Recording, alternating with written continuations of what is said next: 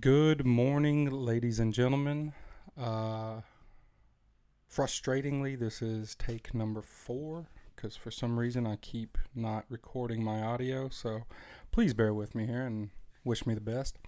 Anyways, it is July 25th, 2024. This is Let's Talk About America, and today's topic, two topics maybe, I want to talk about.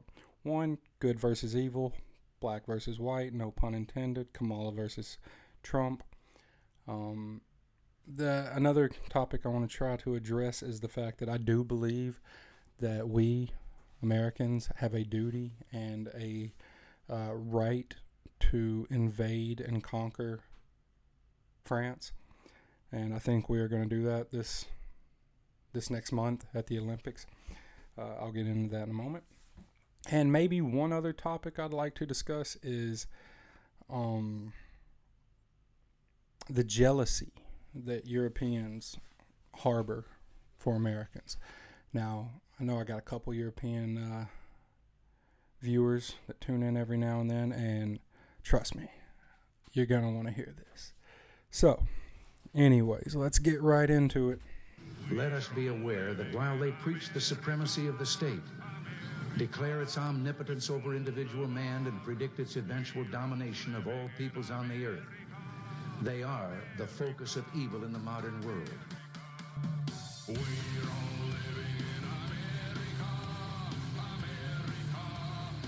will be able to work together, to pray together, to struggle together, to go to jail. Gentlemen, this is Democracy Manifest. America will find you, and we will bring you to We justice. came, we saw, we died. Ladies and gentlemen, we got him.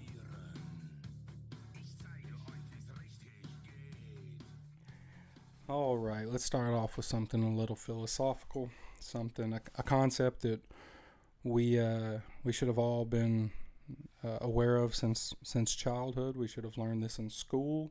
You know, we should have learned this at church, on the playground, watching cartoons, whatever.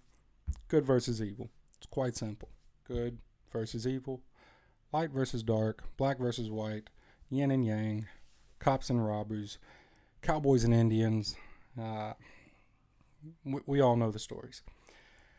And, of course, the good versus evil I'm talking about is Kamala Harris and Donald Trump. Who is good and who is evil? Now, that is completely subjective. All right? Everybody's going to have their opinion on this. Everybody is going to be very entrenched in that opinion, I'm assuming. I'm not going to try to sway anybody one way or the other. I know it's not going to do any good, and to be completely honest, I don't really give a damn. You can think what you want to think, you can believe what you want to believe, and all the power to you. So, one thing I'm going to point out, though, is that when I say light versus dark, black versus white, you may say, well, that's quite racist. You've acknowledged color, you've acknowledged race somehow in this battle. And you're right, I have. Clearly, we have the whitest black woman that has ever lived and the blackest white man that has ever lived, battling each other for control of a nation. That's clearly an important topic to be discussing. They're essentially two yin yangs about to collide, and this is almost like a riddle inside of a paradox. What will happen? I'm just as curious as the rest of you. Kamala Harris, like I say, the whitest black woman in America. What's the whitest type of woman you can imagine? A Karen, a little bob cut, pantsuit wearing, screaming at black kids to get off the yard. That's literally Kamala Harris. I mean, down to a T. She has all the prerequisites. She grew up very affluent, whether you want to admit it or not. Traveling abroad every year to visit family in Caribbean islands and in Southeast Asia, going to private schools and going to high school in a foreign country. white privileged. Let's be honest here. You can fall for the whole she was a poor girl growing up in the ghettos of Oakland if you want. It's not true. But that is a very privileged upbringing. Checks that box. What else? What other boxes does she check? She literally hates young black guys. I mean, her whole job for 20 years was getting paid to put innocent black kids in prison for money for crimes they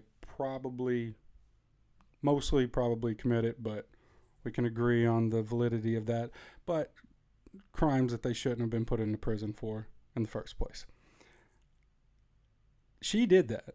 Now, whether you want to ignore it or not, she did that. That's pretty shitty. That's a very white woman Karen thing to do. So she checks that box too. What other boxes does she check? Like I said,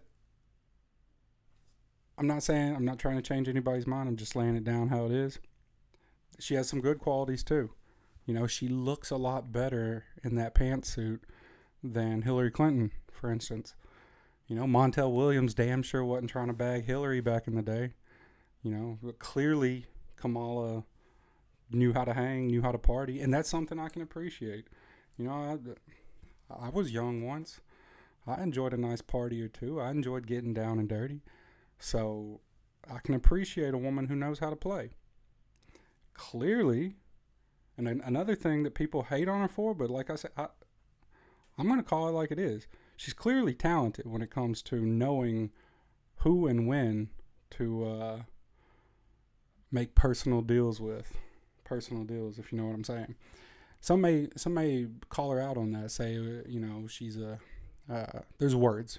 They're uncouth words I've heard be thrown around about Kamala Harris, but let's be real. She knew exactly which powerful men to connect herself to physically and when to do it.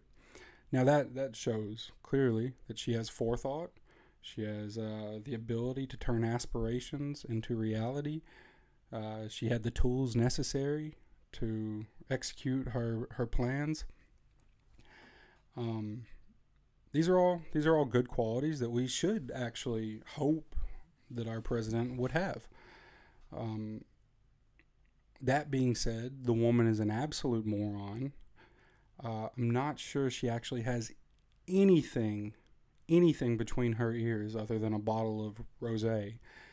I cannot fathom how anyone can sit in a room with her and have an actual conversation about anything important, intellectual, philosophical, or political without having an aneurysm listening to her try to comprehend it. The woman's certifiably it is what it is.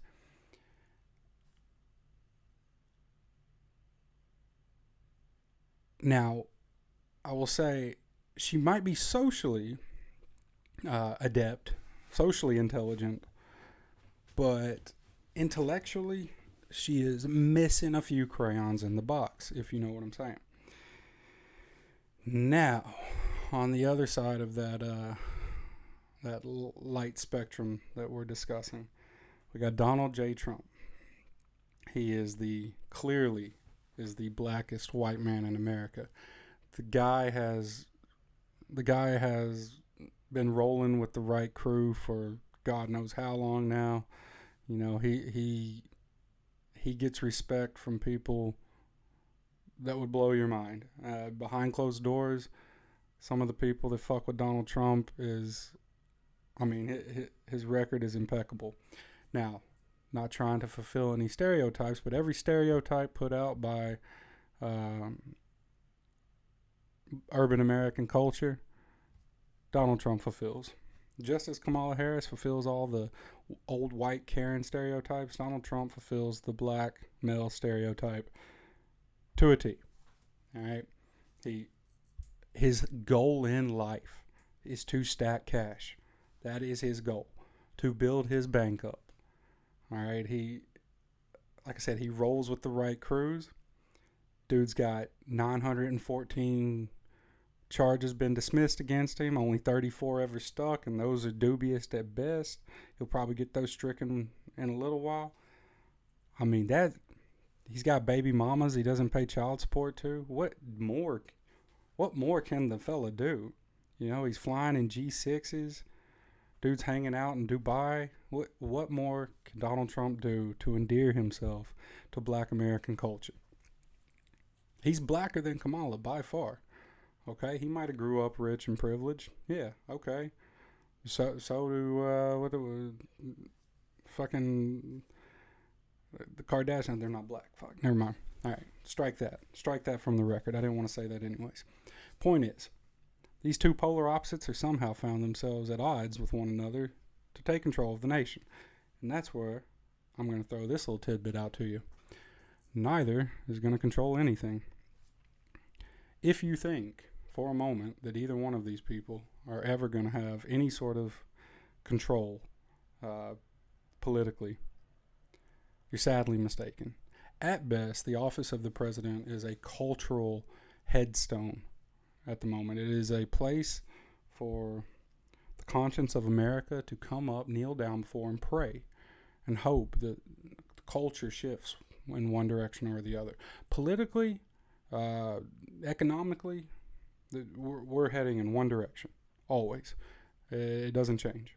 There's no changing that. There's no swinging back and forth of the political spectrum. That does not change.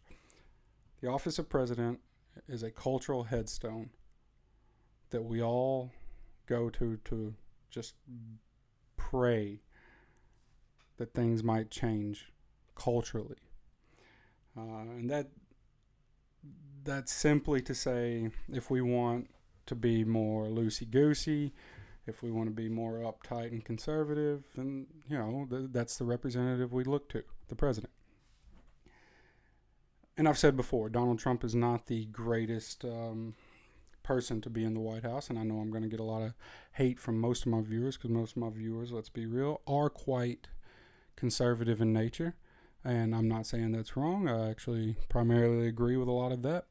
But Donald Trump is clearly not a candidate that anyone should hope for to be our president. In this sad case, he is, in my opinion, probably the better candidate. And that was the sad case in 2016 as well. So, like that riddle and that paradox and those two yin yangs fighting over each other, we are stuck between a rock and a hard place. What do we choose? Do we choose a culture in America where we allow Washington and New York to team up together and sell off what little we have left in spirit in America? Well, the American spirit was built on what we have in this country, what we were able to produce, what we were able to create, the art, the goods, the natural resources, the beauty that America has. And sadly, a small group of very wealthy individuals are gobbling all of that up. And it used to be that these oligarchs, you would have the oil tycoons, you would have the steel magnates. They would gobble up natural resources. They would gobble up all the gold, the silver, the oil, steel, what have you. Now it's water, wind farms, actual land itself. And we're just selling it to any foreign billionaires who want to come in and get a piece of the pie. But it's not only our natural resources now. We're selling our cultural resources. We're selling our artistic resources. We're selling influence in Hollywood to other nations. We see this clearly now, where Hollywood refuses almost to make any movies portraying China in any sort of negative light for fear that it is going to affect their box office numbers abroad. That is selling our artistic integrity.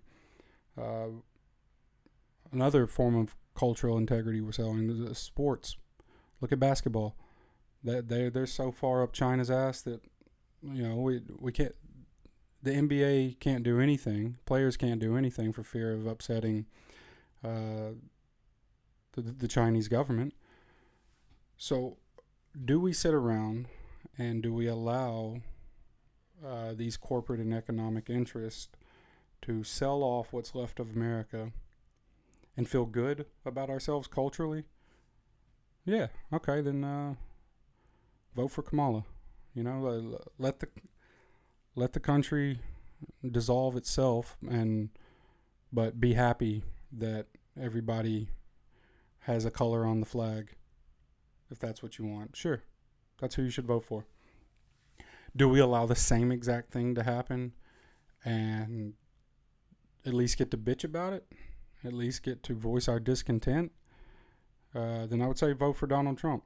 I think he sort of represents the party of fuck you, and I don't think it's going to change anything if he becomes president. We're still going to head down the same road, the same path, but at least in that case, everybody can sort of squabble it out. Everybody can lay their opinions out in public and argue and disagree on things a little more openly.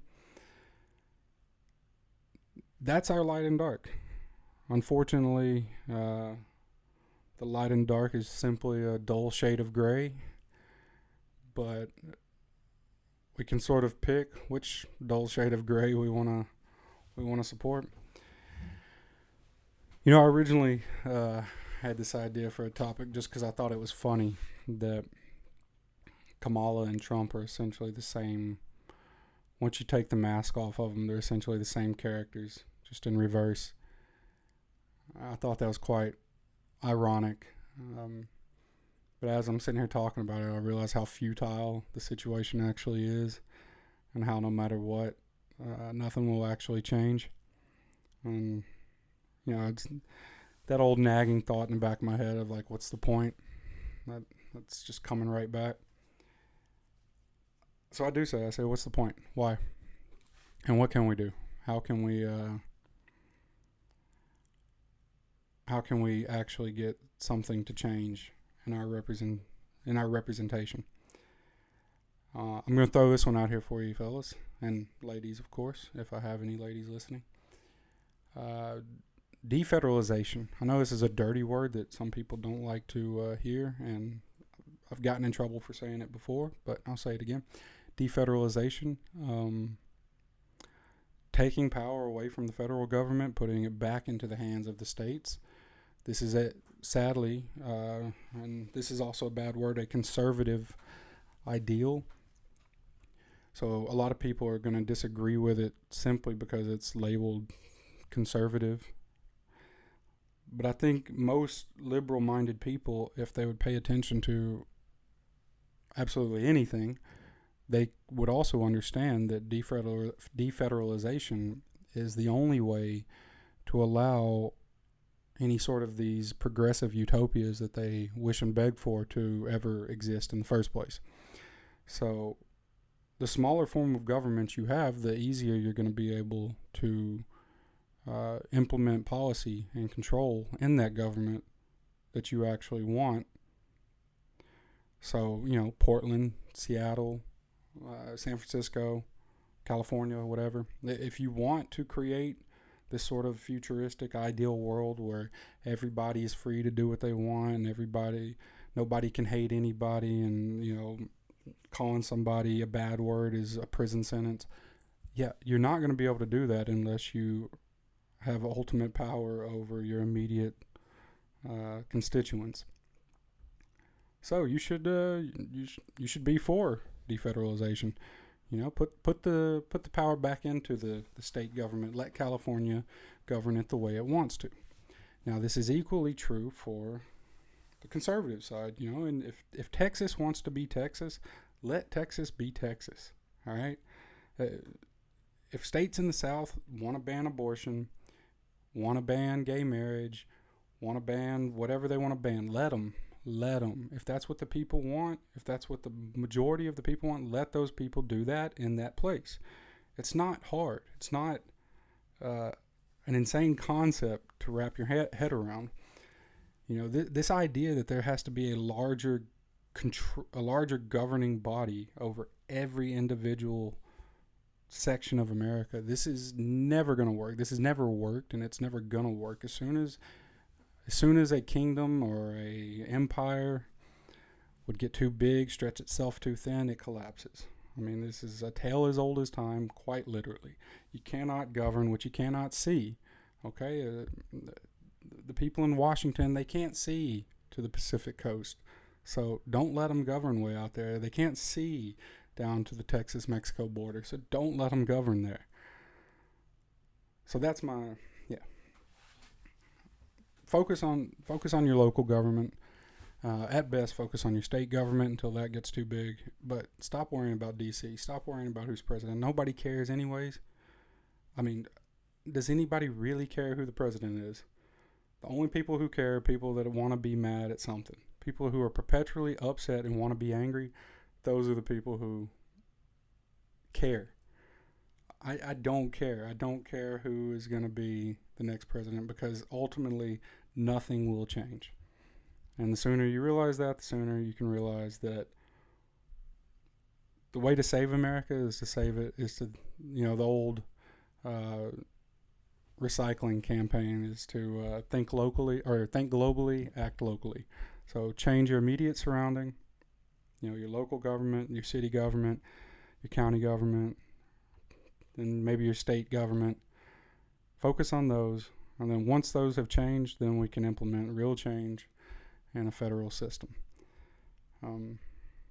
So that was just a little side bit. Hope it didn't bore you there, but just to get that off my chest. Something else I want to talk about. Okay. So I do believe it is our right and our duty to the world for America to invade and conquer France. Because these French lunatics, they have gotten away with their silly ways for far too long. I'll grant it to them. They make some decent food. They have some pretty attractive women. They put out some nice art every now and then. But other than that, they are silly people with a silly language. And the fact that they are hosting the Olympics this year, I see this as an opportunity. Because not only does America dominate every single Olympic game, I think we come in first place in gold medals every year, every Olympics.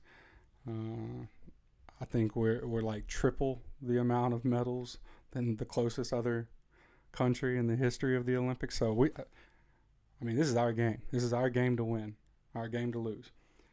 And clearly the most important events we are going to dominate.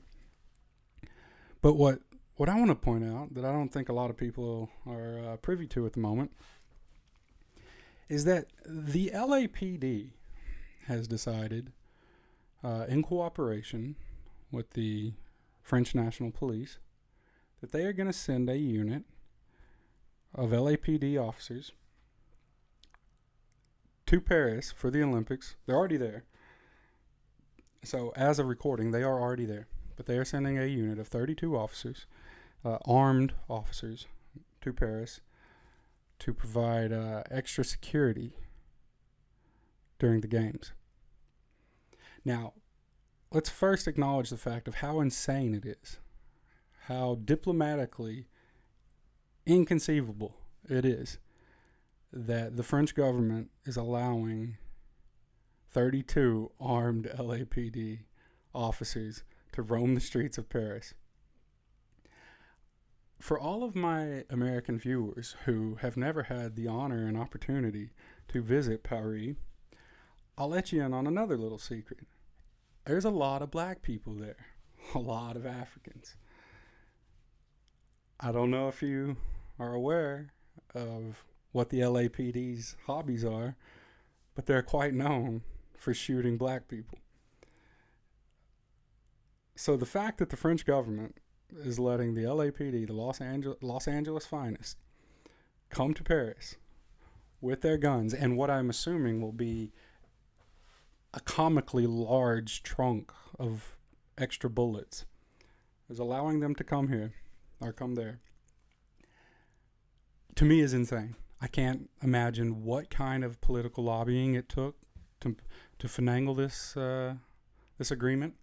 Supposedly, the excuse is that because the next Summer Olympics will be in Los Angeles, that they're being sent there as sort of a learning experience, like a scouting unit, to get practice and experience, which doesn't make any sense to me because LA, Paris, two completely different environments that will require completely different tactics and information. So I don't see how this is, applicable at all. But somehow, I don't know if it was Gavin Newsom went over there and jerked off Emmanuel Macron enough times or what happened, but somehow the state of California and the city of Los Angeles convinced the French government and the Parisian municipality to allow these guys over there armed. No other country is doing this, mind you. It's just the LAPD, and I think this is our moment. I think they are LA's finest. Those are the boys. Those are the guys we would send. Our forward observational group. Those are the fellows that we send to take notes and get ready for the invasion. So we're already sending over like 1,000 of the most in shape, physically fit, and talented that America has to offer. Our Olympic contestants. So let them do it. Let the LAPD squad up, gather up all the Olympians, show them how to make some Molotov cocktails. Go and break into some army bases over there in France and take that bitch back. Listen, France has been asking for this since their revolution. It's been over 200 years now. Should have been done a long time ago. They were basically a part of us anyways at one point. We used to all be friends and partners. So let's reunite them. Let's make France the 51st state. Let's do it during the Olympics. Let's prove a point to the rest of the world. If you want to stall all of Putin's ambitions, all of Xi Jinping's ambitions for global domination, well, now is the time to do it. Show that 32 of America's finest can take over an entire nuclear nation, and they will forever stand down and they will say, okay, if they can do that, well, we give up. It's a golden opportunity. It's an absolute golden opportunity, and it would be remiss of us as a nation to fail to act upon it. So, sitting President Joseph Robinette Biden, please, if you hear this or see this, I hope that you'll take my advice and instruct the LAPD and all of our Olympic contestants to act wisely and please conquer France on behalf of all the people of America. Thank you for listening. And so a third topic I kind of want to talk about is I think a lot of Americans do have a superiority complex when it comes to the rest of the world. We like to carry ourselves with the thought that we're American. We're chosen by God to rule the world. A manifest destiny type attitude. This is not surprising. This is what we were raised on in our textbooks. This is literally what we used to learn in history class, that America was founded on a nation divined by God.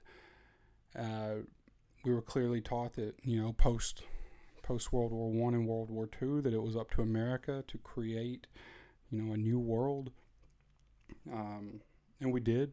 We had a good 70 years of economic and military power that had never before been seen.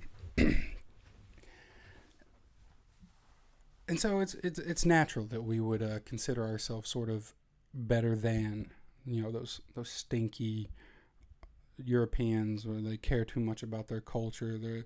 They're lazy. They smell like cheese, and nobody can understand each other. Blah blah blah. But I'm gonna let you in on another little tidbit of information here. Europeans are quite possibly the most pretentious people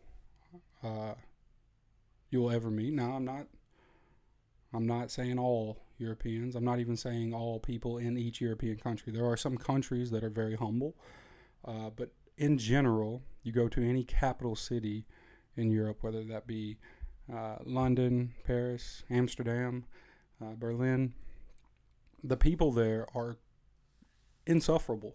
They're quite literally insufferable. This is one of my greatest complaints about Europe, is the fact that as many of the cities are so beautiful and amazing, it's quite dreadful to actually go to them and visit them for any length of time. I love Paris. I think Paris is an absolute, a magnificent creation and representation of the best of humanity. But I hate being there simply because there's too many Parisians. They're just insufferable creatures. If you've ever been to Amsterdam, it's just the most aggravating and disgusting sounding group of people roaming around that you can imagine. Now, listen, I live in the Netherlands. I know this. Outside of Amsterdam, wonderful. It's absolutely wonderful, the city I live in. The Hague, love it. It's great. The people are pleasant. You can mingle. You can make friendships. It's great. But Amsterdam, Paris, Berlin, Madrid. Recently in Madrid and Barcelona, the local Spaniards were out there shooting tourists with water guns because they were like, "Get out of our city. Stop spending money in our city." It's insane. Insufferable. The point to the anecdote here is that Europeans are by far, in my experience, and again, this is probably my personal bias, but Europeans, in my experience, are much more narcissistic in their culture than Americans. The funny thing is that they have a few good points, but it's mostly for naught, because let's be real here. Europeans don't share a culture. Europeans don't share a heritage. Europeans don't share a history. Okay, so they're all very proud of very isolated and individualistic things. Okay, the French are very proud of their cuisine. They're very proud of their language, their literature. They're very proud of some of their architecture. Their rebellious spirit. The Dutch are very proud of their art. Their maritime history. They're very proud of their economic prowess for 400 years. The British, we all know pretty much what the British are proud of. Shitty food and uglier women. Every country has its individual isolated things that it's proud of. Okay. Americans, though, we share our history, and if we don't share it, it is ours. So Native American history is American history, so we're proud of that. Hawaiian history is American history, so we're proud of that. So even if we don't actually share it, it is still part of America. So when we are proud and narcissistic about our culture, we're proud of it all. We're proud of the massive monuments, the massive public works, the great things that America has achieved. Whether you believe in the moon landing or not, we say we went there, so God damn it, let's be proud of it. We're proud of the nature, the beauty, the expanse that is from sea to shining sea. We're proud of it. We have all of this, and we're damn near going to tell everybody about it. So that's why I can reconcile why Americans walk around with such superiority, is because we all share in the greatness that is our nation. Where Europeans, that, like I said, they're so superior. It's almost like a concentrated form of superiority. They're so superior about very small, isolated, and few things. And I think that's a losing battle. You can't, like some countries, they're trying their damnedest. Like they can't handle much. Like, if you're France or Italy, okay, be proud. But like if you're Austria, you haven't given us much. It's basically like you've given us Hitler and Schwarzenegger, so you're kind of losing there. But some of these countries are so proud to be what they are. But it's only one or two things, And I know I'm definitely going to get some hate messages from the Greeks who are like, we invented the world, we gave you everything, we gave you math and democracy and butt sex and everything in between. Okay, great, enjoy it. But you know what? Every single thing that Europe has ever given the world, everything, they might have invented it, but America perfected it all. We took every single thing that Europe invented and we perfected it. Okay? Greece invented democracy. By God, we perfected it. We turned it into a board game. All right? The French invented French fries. Guess what? We have French fries bigger than baguettes now. Okay? We turn anything that you guys do, anything that the Europeans do, Americans, we make it bigger and better and so grotesquely enlarged that it becomes to a scale that the European mind cannot comprehend. I love how the Dutch, they always say that they invented capitalism. And I always tell them, yeah, you might have invented it, but America, we perfected it. We took it and we turned it up to 11 and created the world that we know now. So that's something to be superior about. That's something to be proud about. So my one little piece of advice, my sweet American listeners, is that if you come to Europe, maybe this summer or whenever, for your little summertime Euro trip, be proud. Wear that American flag on your backpack, because there was a time when American backpackers wouldn't wear an American flag on their luggage. They'd wear a Canadian flag because they were shamed by the locals. I say fuck that. Bring your flag. Wear your Hulk Hogan t-shirt. Be as American as you can possibly be, because at this point in time, it's the American might is the only thing protecting Europe from Russia, from China, from the people on the boats. It's us. We're the ones protecting them. So be proud and be superior. But anytime any Europeans come to America to visit, if you stumble upon a couple of lost Europeans in your local town or city, help them. Invite them into your home. Be nice. Treat them as anybody else in your neighborhood, because we're trying to set a good image, right? That's the whole point of the Olympics. That's the whole point of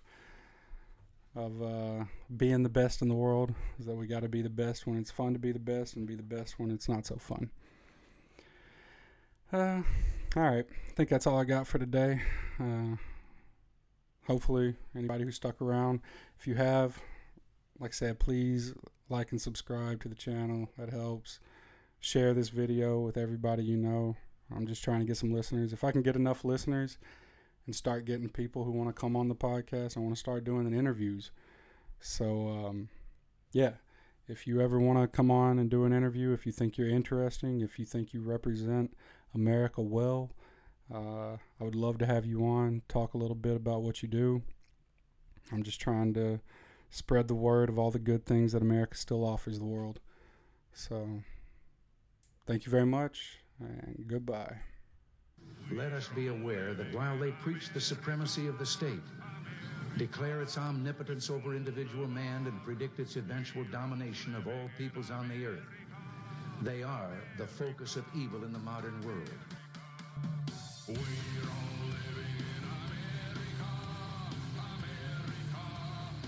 will be able to work together, to pray together, to struggle together, to go to jail. Gentlemen, this is Democracy Manifest. America will find you, and we will bring you to We justice. came, we saw, who died? Ladies and gentlemen, we got him.